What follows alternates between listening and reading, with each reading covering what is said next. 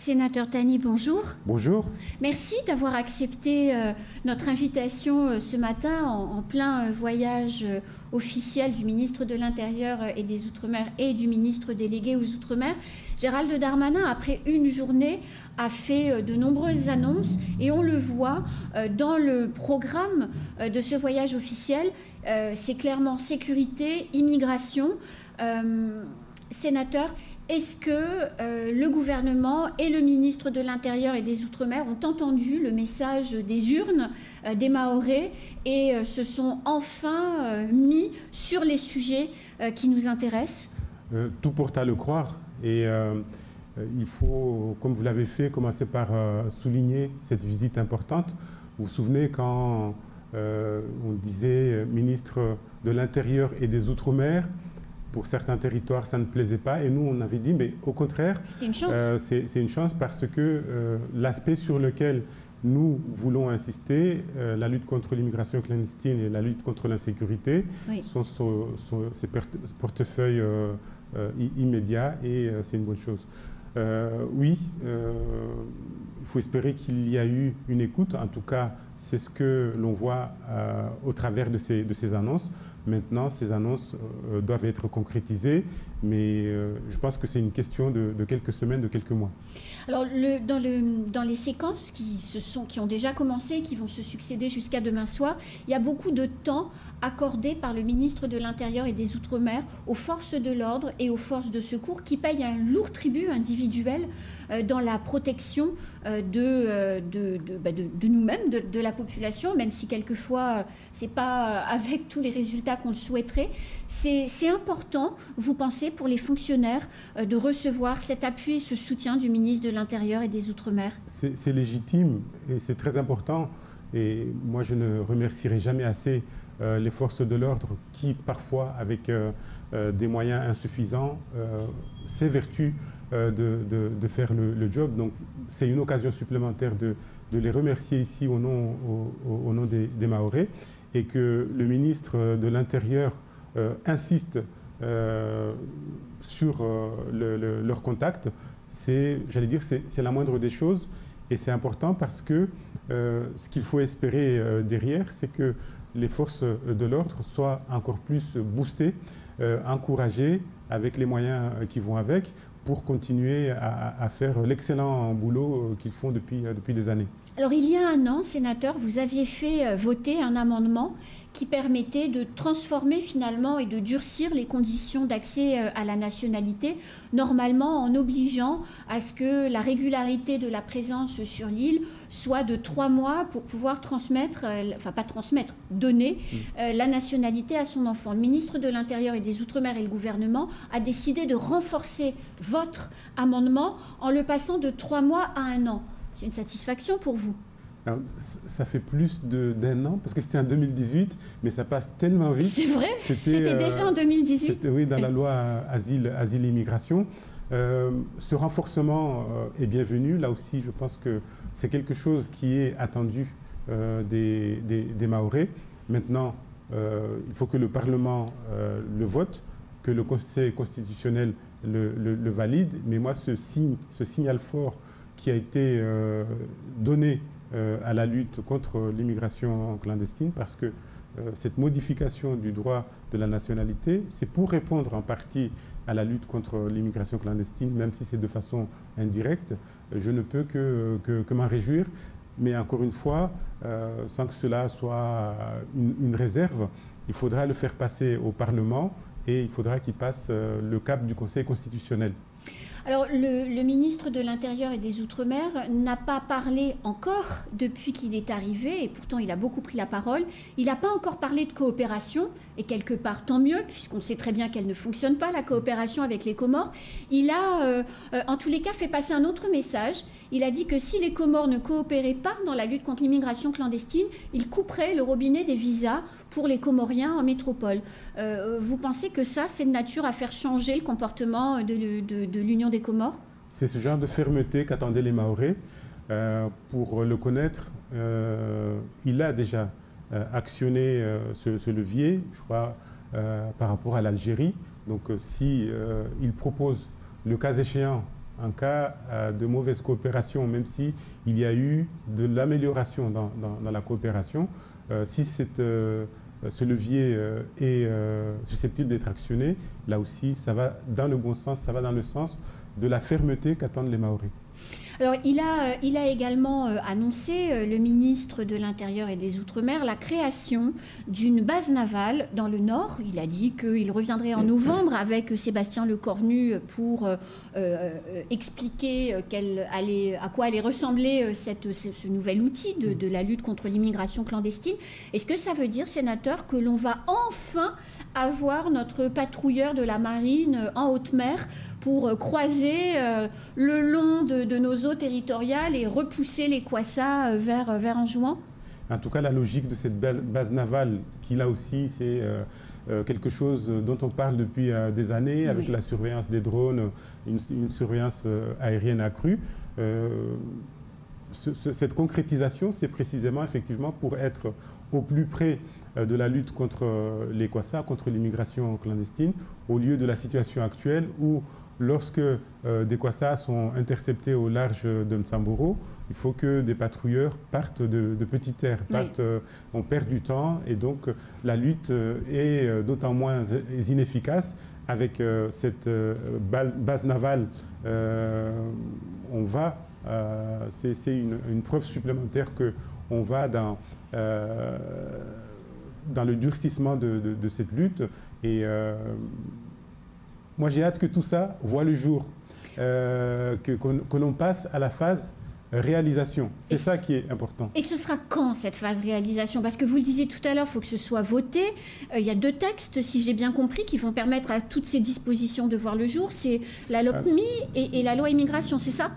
La LOPMI, oui, et la loi immigration, ce sont...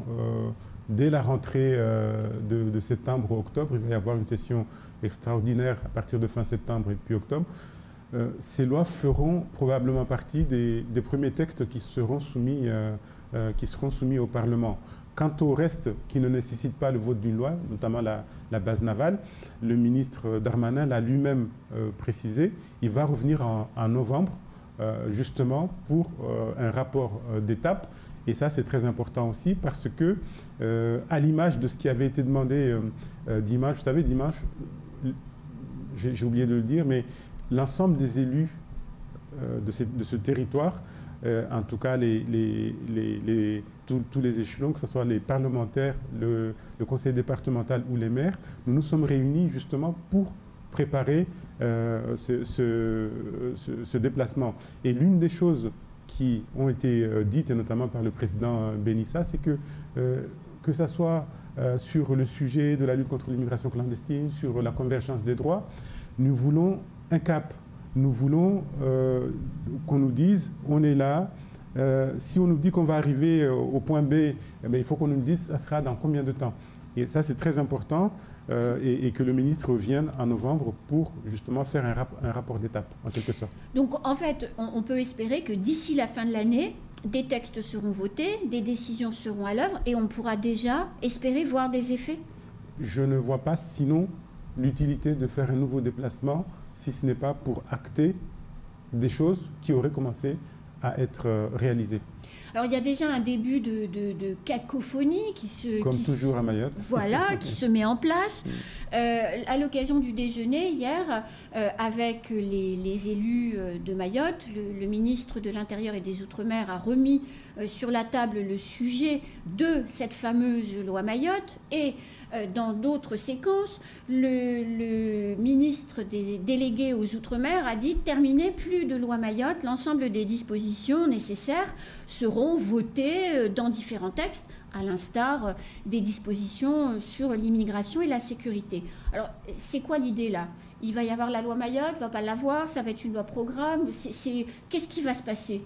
Je pense que les Mahorais se moquent un peu de savoir ça sera une loi qui va s'appeler telle ou telle.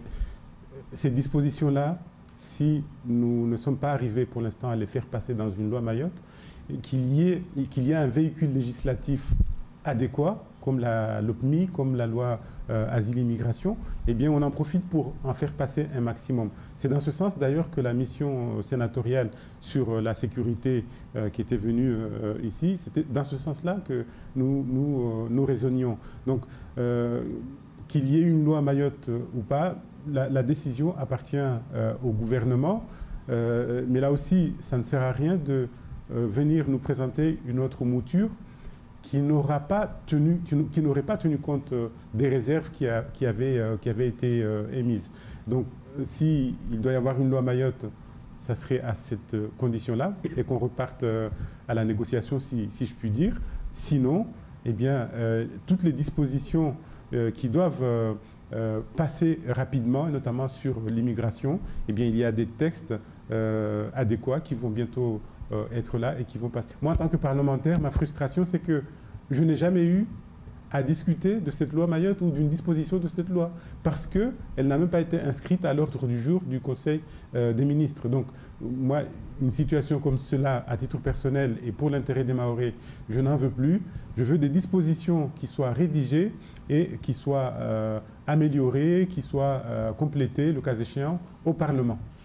Alors, le garde des Sceaux, quand il est venu en mars dernier, avait dit non au centre éducatif fermé, considérant que les professionnels ne le jugeaient pas utile, en opposition avec les parlementaires et les élus, vous en tête, sénateur, où vous disiez « nous voulons un centre éducatif fermé ». Le 19 août dernier, ce même garde des Sceaux est revenu sur sa décision de mars et a dit « ok, banco, vous aurez votre centre éducatif fermé en 2024 ». Qu'est-ce que ça va changer dans la gestion de la délinquance des mineurs? Voilà un dossier où il ne fallait pas lâcher le morceau, et moi je n'ai pas lâché le morceau, d'autant plus que pendant que le garde des Sceaux était là, il y avait une mission qui venait de passer et qui allait rendre son rapport. Je ne connais pas la teneur de ce rapport, mais je pense que ce rapport va dans le sens de la mise en place d'un centre éducatif fermé. C'était incompréhensible que cet outil ne soit pas acté. Qu'est-ce que ça va changer? Ce n'est pas cet outil qui va, de façon miraculeuse, décider de la résolution de la problématique de la délinquance des mineurs. Mais est-ce que vous savez, par exemple, qu'aujourd'hui, alors qu'il y a un maximum de mineurs qui mettent le bazar et qui commettent des délits et des crimes dans nos rues, le quartier des mineurs de la maison d'arrêt des Majicavo n'est pas plein. C'est incroyable. C'est incroyable. Et pourquoi? Parce que ça ne manque pas de mineurs fauteurs de troubles. Parce que justement, il manque cet outil intermédiaire. Vous savez, entre le mineur qui a 10, 12 ans, qui caillasse les policiers, et le criminel qui a donné la mort, celui-là, il n'y a pas d'hésitation possible. C'est la prison. C'est la prison. Mais le mineur de 10-12 ans, déjà légalement, il ne peut pas aller en prison. Donc c'est des outils comme ça. On ne va pas non plus le laisser dehors. Or, il y a une multitude, on l'a vu dans les événements de Kawini la dernière fois, où il y a eu beaucoup de vidéos qui ont été prises. Il y a des gamins là-dedans qui ont à peine 12 ans. Absolument. Voilà. Donc c'est l'outil qu'il faut. Et dans un système de réponse pénale, s'il y a un seul outil qui manque, c'est tout le dispositif qui ne fonctionne pas. C'est pour ça que c'est aussi important. Et peu importe le nombre de places, il en faudrait un maximum, bien évidemment. Mais ce centre éducatif fermé n'a pas vocation à venir voir enfermer tous les jeunes qui commettent des délits et des crimes. C'est le trou qui existait dans la raquette, donc il faut le combler. Et 2024, on attend avec impatience qu'il voit le jour. Le ministre de l'Intérieur et des Outre-mer va cet après-midi visiter le CHM et notamment les urgences avec les travaux qui sont en cours d'amélioration des urgences de notre hôpital. si on met cette visite en perspective des évolutions du secteur de la santé, la construction d'un nouvel hôpital, la construction d'une clinique privée du côté de Bandrélé, on a également une école d'infirmières qui se muscle. Dans les prochaines années, on va avoir besoin de personnel de soins, de personnels médicaux, paramédicaux, de toutes les professions socio-médicales. On a l'impression qu'on ne prépare pas en fait ces besoins suffisamment et que le jour où les infrastructures vont s'ouvrir, on va manquer de personnel. Vous avez raison, il faut anticiper parce que le temps qui sera mis pour la construction de ces infrastructures, dans le lot, il y a aussi des maisons médicales privées, notamment une qui est en train de se construire du côté de Ouangani. Le temps que ces outils voient le jour, ces infrastructures voient le jour, il faut le mettre à profit pour effectivement former, rendre le territoire davantage attractif pour le personnel soignant. Et il ne faut pas attendre au dernier moment lorsque tout ça sera mis en place pour le faire. Donc ça fait partie des choses qui doivent être mises sur la table. Elles le sont. Moi, depuis que je présidais le conseil de surveillance du CHM, je sais que ce sont des sujets dont on parlait. Il y a une apparence de non-sujets, mais ce sont des sujets réels. Et vous avez raison, il faut mettre à profit la visite du ministre délégué aux Outre-mer au CHM aujourd'hui pour raviver un sujet aussi important que celui-là. Alors c'est la rentrée des classes mercredi. Je ne voulais pas qu'on aborde ce sujet ensemble ce matin sous l'œil du drame et des caillassages. Je voulais au contraire qu'on parle de cette rentrée des classes avec une lueur d'espoir. Une classe préparatoire aux études de médecine a été mise en place et on a un étudiant de cette classe préparatoire, un premier, le premier, qui a réussi le concours et qui rentre donc en école de médecine. C'est un encouragement incroyable pour tout le travail qui est fait par le rectorat dans les formations de nos jeunes. Le drame à Mayotte, c'est qu'avec les difficultés que nous traversons, les formidables réalisations, et notamment au rectorat avec Gilles Alboud, dont on ne soulignera jamais assez la qualité, la bonne qualité du travail qu'il fait depuis de nombreuses années, eh bien, ça passe sous silence toutes ces belles réalisations. Il y a aussi l'excellence sportive qui a été inaugurée vendredi. récemment inaugurée. Et bien évidemment, ça met du baume au cœur parce que malgré les difficultés, malgré la résilience, il y a ces choses-là qui se déroulent. Et vous avez raison de les mettre aussi en valeur parce qu'elles ont une place, elles doivent avoir une place importante dans notre actualité, dans notre société. Alors, le ministre des Outre-mer va lancer aujourd'hui le BQP, le bouclier qualité-prix. Alors, à La Réunion, il avait parlé de Oudinot de la vie chère. Maintenant, il veut parler de Oudinot du pouvoir d'achat. Bon, finalement, on tourne toujours autour du même sujet. Qu'est-ce que ça va changer, ce bouclier qualité-prix? Parce que finalement, on en a déjà un de panier qui est plus ou moins pas suivi, mais qui existe. Qu'est-ce que ça va changer? Si je l'ai bien écouté, l'idée, ça serait de l'élargir et de le rendre plus efficace.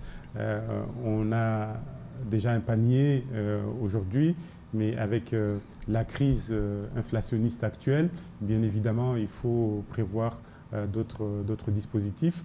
Et il me semble que c'est ça l'idée. Et dans la situation actuelle où les importations, on vit quand même à 80% d'importations, les importations sont aussi coûteuses. Aider la population, notamment dans les produits de première nécessité. On ne va pas cracher dessus, si vous permettez cette expression vile. Alors, rentrée parlementaire dans quelques semaines, pour vous, sénateur Tani, c'est la dernière année avant la remise en jeu de votre mandat sénatorial. Quel est votre programme pour cette rentrée parlementaire? Il est simple, participation, participation, participation aux travaux du Sénat. C'est là-bas que les choses se passent. C'est là-bas que tout ce dont on parle ici peut avoir traduction. En tout cas, c'est notre rôle. Vous savez, à l'approche d'élections, les derniers mois sont faits pour suspendre les travaux et pour faire campagne. Et pour faire campagne. Donc, le cas échéant, même si la campagne, pour beaucoup, a commencé, j'entends tous les jours des candidatures nouvelles, eh bien, on va essayer de faire les deux. Mais le plus important, c'est avoir de la présence. Mayotte peut se plaindre autant qu'elle veut ici. Si nous ne sommes pas présents au Parlement pour traduire les plaintes, les complaintes de Mayotte en œuvre législative, en prise de parole, ça ne sert pas à grand-chose. Donc voilà mon programme pour l'année à venir. Chose que vous Avant, pardon, comme je le fais chaque année, j'aurai l'honneur et le plaisir d'inviter la presse pour rendre compte de mon bilan annuel quand vous le faites, qui est déjà prêt. Je pense que je le ferai en septembre. Cette rencontre pour expliquer ce que vous avez fait toute cette année, notamment Exactement. le travail incroyable sur le foncier. Par exemple. Il faut quand même le reconnaître Tout à fait. et dire que grâce aux amendements que vous avez fait voter, beaucoup de populations locales, de personnes vont pouvoir régulariser leurs parcelles si elles le sollicitent. Tout à fait, avec un travail excellent qui a commencé de la commission de l'urgence foncière. Est-ce que vous allez continuer à intensifier toute cette année encore? Inch'Allah, comme on dit. Oui, mais vous le voulez, donc déjà c'est important. Merci beaucoup, sénateur Tani. Merci à vous. On se retrouve donc très vite pour votre bilan de mandat sur le plateau. Vous allez revenir pour nous raconter tout ce que vous avez fait. Inch'Allah. Mais vous êtes devenu mystique. Non. Je vais revenir avec plaisir. Merci de votre invitation. C'est la fin de ce temps de parole. Tout de suite, la suite de nos programmes.